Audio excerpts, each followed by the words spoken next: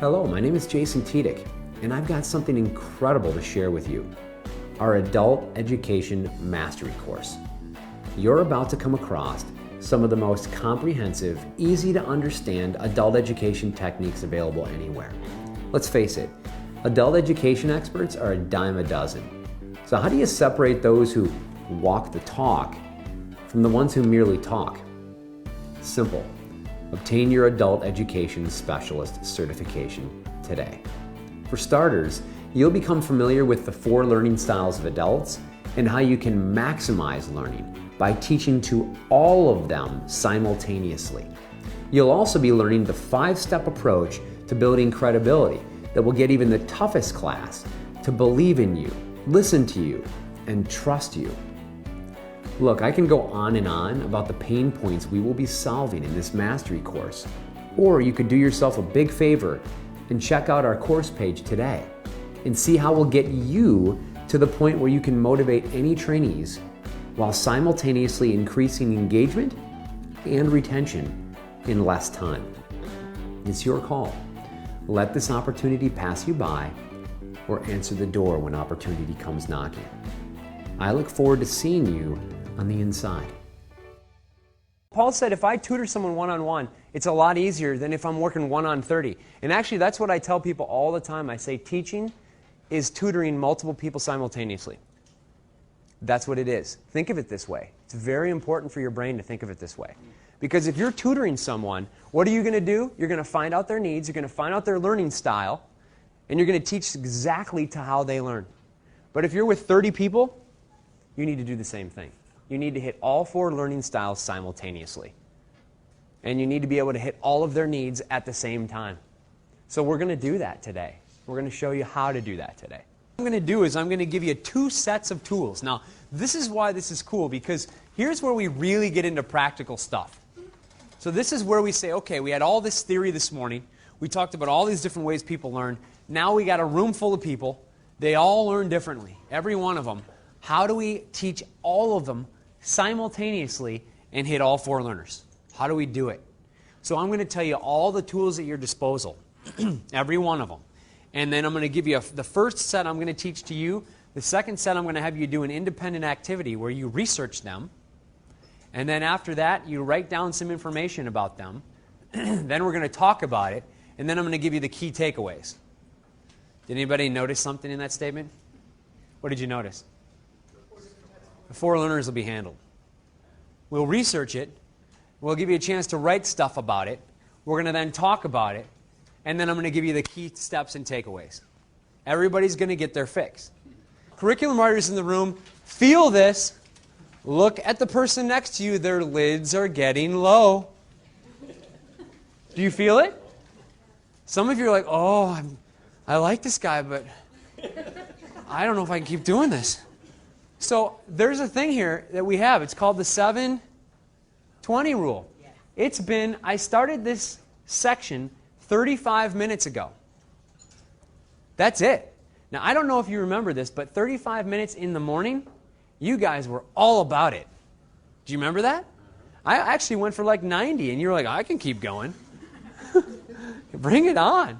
And now you're like, oh my gosh, 35. Woo! So I need a different strategy now. I can't keep lecturing to you. It's just not going to happen. Why am I telling you this? Because you need to remember this. Paul? I'm just noticing this because I'm not filling in all the He's not filling them in anymore. He's like, all right, that's it. I've had enough. No, I'm trying. He's really trying. I know, I can see it in your guys' eyes. You guys are so funny. You're trying so hard for me, you know. I've built a rapport, and I can always tell if I got rapport because people don't make it obvious that they're falling asleep, even though I can totally tell. They're like, oh, I hope he can't see me. Oh, so my point is, when you're in the morning and you're a curriculum writer, every 60 to 90 minutes you can switch.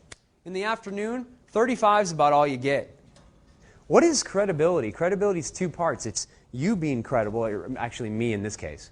So you need to think I know what I'm talking about, and I need to look like I'm good here. Actually, you get about 15 minutes, 3 to 15 minutes, depending upon how long it is, but I get 15 to show you this. So a lot of you right now are in this, and you should feel this right now. You're in this moment where you're saying, all right, he better be good. Because if he's not, he's wasting my time. This is the way adults are. They're different from little kids. So I used to teach elementary school. Back when I was in high school, I taught summer schools with little kids. And little kids don't care if you're good or not. They don't care why they're there. But adults have to know why they're there. It's one of the biggest differentiators between little kids and adults. So I could say to little kids, I could say, hey, we're about to learn about earthworms today. And the little kids, if I showed one of the earthworms, then, oh boy, I can't wait to learn about earthworms. But they will not say, now wait a second, before I learn this, are you a good teacher? And by the way, is this going to affect my college in 20 years? Because if it does, then I'll learn it. But that's what you guys are doing right now. It's exactly what you're doing. So my point is, remember, you're wearing a trainer hat today. So if you're the trainer right now, ask yourself, how am I going to get my trainees to say, huh, he's good, or she's good?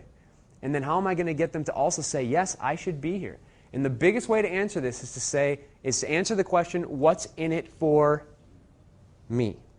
So, for example, I used to have this in high school. Kids had to take algebra, and they look at me. By the way, there is no class out there that you're going to have a more challenging hook than algebra for a ninth grader. I mean, seriously, a ninth grader is all the way to the point where they're an adult now.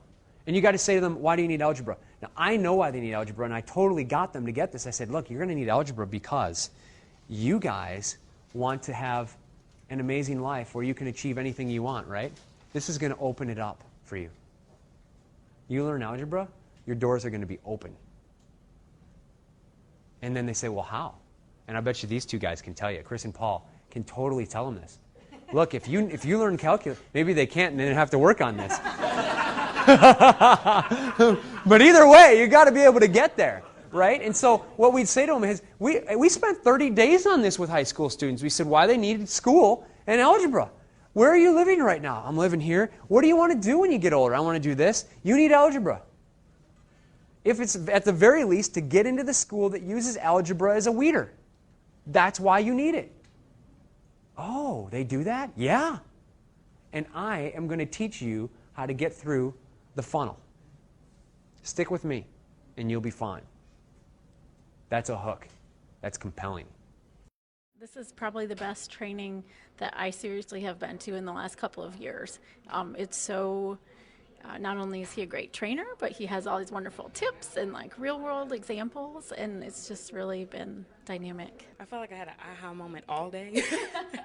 I'm like really fresh and new to training.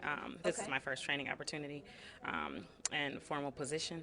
So I almost feel like I'm cheating because I kind of get in on the ground level with this like awesome foundation with all the information that we've learned, and I'll be able to apply it over the use of what could be, a pretty long career in this type of field. So everything from the big thing for me was the nervousness and trying to figure out tools and techniques to be able to get that in check without other people noticing and things of that nature. So to me, that was a great way to start the day because that's like the first thing I always think about. So as a new trainer. I think it's making us take a really hard look at our curriculum and even the companions or the workbooks that people are following along with, just to make sure that we're going over those and really trying to capture effective teaching tools that will help individuals retain what they've learned during our classes. So that's probably one of the key things. I actually work with a big group of trainers, and what I want to do is take back this, pretty much the entire content of the course, and bring it back and teach them. I would absolutely recommend it. I've learned so much today that right now I really feel just like overwhelmed and very excited. I'm actually excited to go through the companion and delve more into those topics. I would definitely recommend this. This gives you a good basis if you've never really gotten the concepts of facilitating.